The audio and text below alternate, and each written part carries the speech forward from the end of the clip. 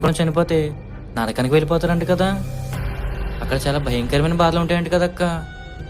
అందుకే ఏది ఏమైనా ఎవరు వద్దన్నా నేను అర్జెంట్గా బాప్తీసం తీసుకోవాలనుకుంటున్నాను. హ్మ్. తమ్ముడు, నువ్వు మాట్లాడే మాటలకి నాకు నవ్వు వస్తుంది. అక్క, నువ్వు ఒక మాట పాస్ గారు చెప్తావా? నేను అర్జెంట్గా బాప్తీసం తీసుకోవాలి, లేకపోతే నాకు నిద్ర పట్టేలా లేదు. బాగానే ఉంది తమ్ముడు. బాప్తీసం తీసుకోకపోతే నరకానికి వెళ్ళిపోతావని, ఇప్పుడు అర్జెంటుగా బాప్తీసం తీసుకుంటావా నీవు? అయినా ఏంటి, బాప్తీసం తీసుకుంటే పరలోకం వెళ్ళిపోతావు తమ్ముడు? ఎవరు చెప్పారు? అవును కదా అక్క, వాక్యంలో అదే ఉంది కదా. మార్కు సువార్త 16:16లో నమ్మి బాప్తీసం పొందిన వాడు రక్షించబడును, నమ్మని వానికి శిక్ష విధించబడినని వ్రాయబడి ఉంది కదా. అయితే నువ్వు ఇప్పుడు బాప్తీసం తీసుకుని పరలోకం వెళ్ళిపోతావు అన్నమాట. అవునక్క. తమ్ముడు, ఒక వ్యక్తికి ఒంట్లో బాగోక డాక్టర్ దగ్గరికి వెళ్ళి టెస్ట్ చేయించుకుంటే టెస్ట్లో కామెర్లను వచ్చాయి.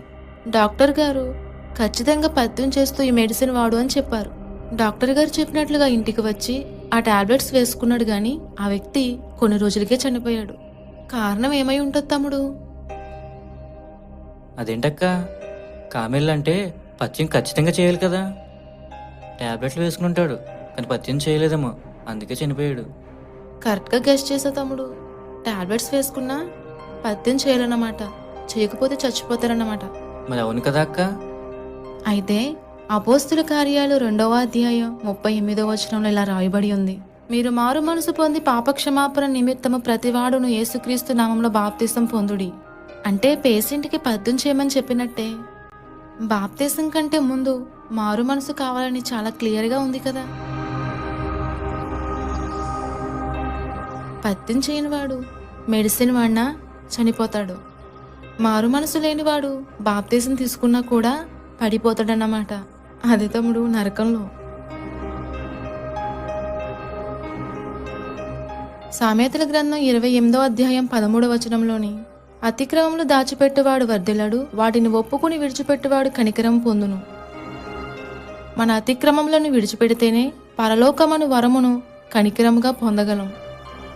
అందుకు యేసుక్రీస్తు యోహాను సువార్తలో నికోదేముతో ఇలా అన్నారు: నిశ్చయంగా ఒకడు కొత్తగా జన్మిస్తేనే గాని దేవుని రాజ్యాన్ని చూడలేరని చెప్పారు. కొత్తగా జన్మించడం అంటే రెండవ మారు మరలా తల్లి గర్భం నుండి మనిషిగా పుట్టడం కాదు. గొంగళి పురుగు వలె పాత రోత ప్రాచీన స్వభావాన్ని సమాధి చేసి సీతాకోక వలె కొత్త జీవితాన్ని ప్రారంభించడమే.